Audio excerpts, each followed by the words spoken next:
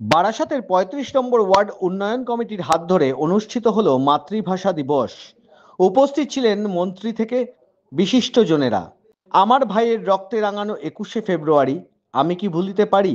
আন্তর্জাতিক মাতৃভাষা দিবস উপলক্ষে উত্তর ২৪ পরগনা জেলার বারাসাত পুরসভার অন্তর্গত ৩৫ নম্বর ওয়ার্ডে হৃদয়পুর উন্নয়ন কমিটির পক্ষ থেকে পালন করা হলো মাতৃভাষা দিবস।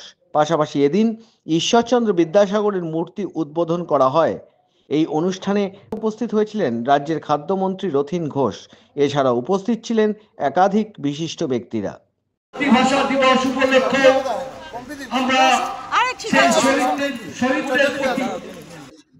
প্রতি বছর ২১শে ফেব্রুয়ারি আসলে আর বিদ্যাসাগরের জন্মদিন মৃত্যুদিন আসলে সেই দিনটাও ভালো করে পালন করতে হবে এবং বিদ্যাসাগরের এই মূর্তির পাশাপাশি এই জায়গাটাকেও একটা পরিচ্ছন্ন রাখা।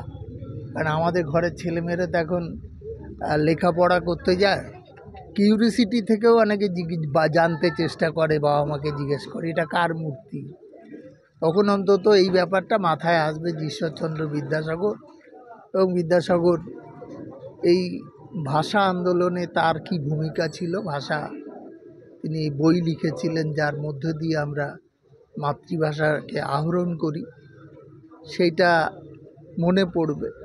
এবং আমার মনে হয় যে এই ধরনের কাজকর্ম যেসব জনপ্রতিনিধি নাগরিকদের নিয়ে করে তাদের একটা সংস্কৃতি আছে, একটা মন আছে যে ভালো জিনিসকে এলাকায় প্রতিষ্ঠিত করা।